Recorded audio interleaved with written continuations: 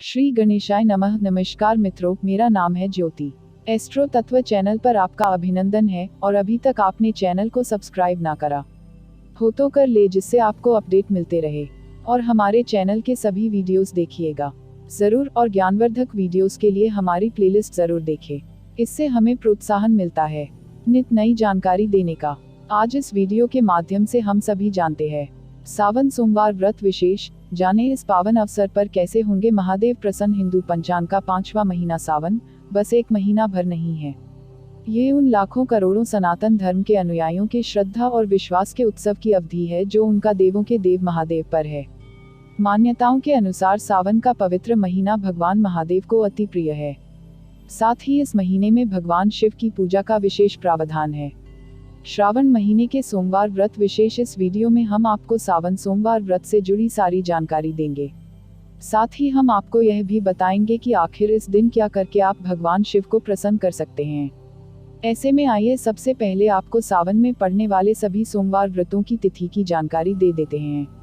सावन महीने में पड़ने वाले सोमवार व्रत की तिथि साल 2021 में सावन का महीना द 25 जुलाई से शुरू होगा और द 22 अगस्त को इसका समापन हो जाएगा।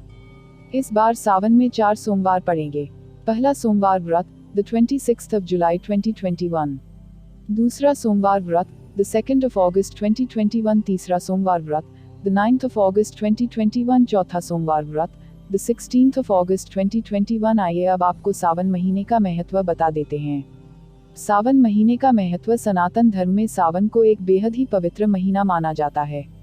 यह महीना विशेष रूप से भगवान शिव को समर्पित होता है। आपको बता दें कि सावन चातुर्मास का पहला महीना होता है।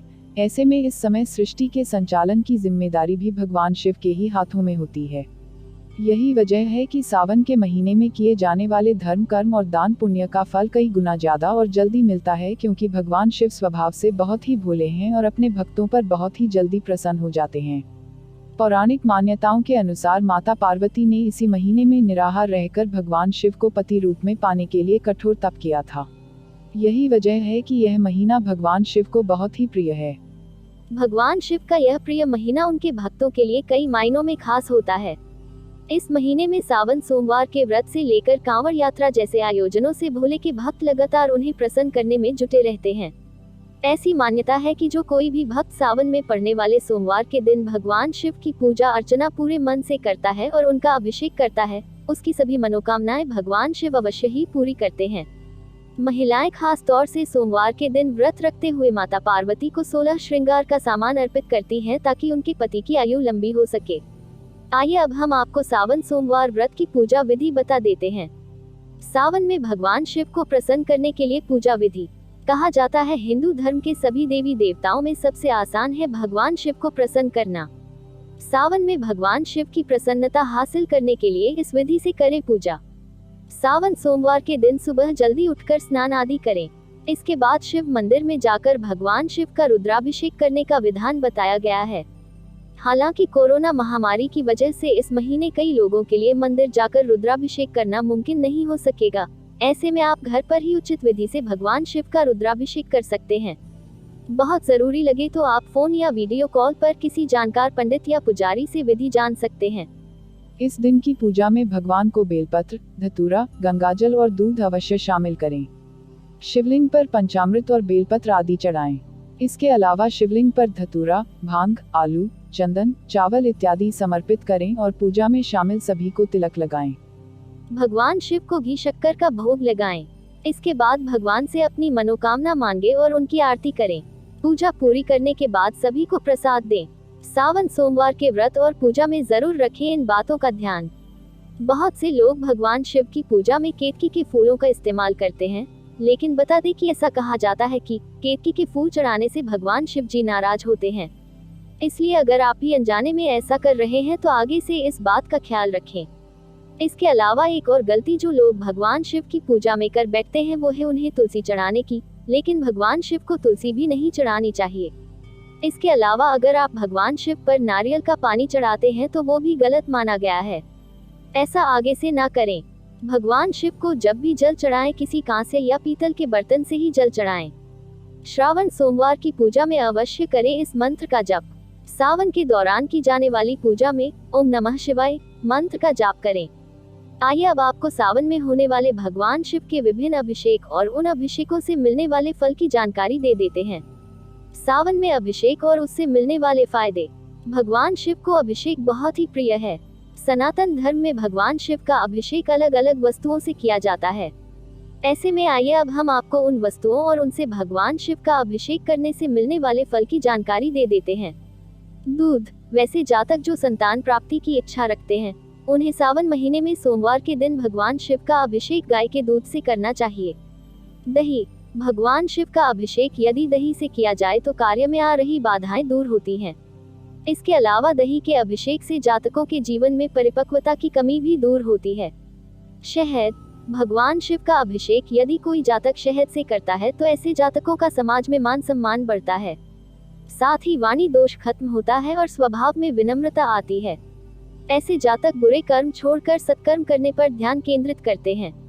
इत्र। ऐसे जातक जो मानसिक तनाव से परेशान रहते हैं, नींद की समस्या रहती है और जीवन में शांति चाहते हैं, उन्हें भगवान शिव का अभिषेक इत्र से करना चाहिए।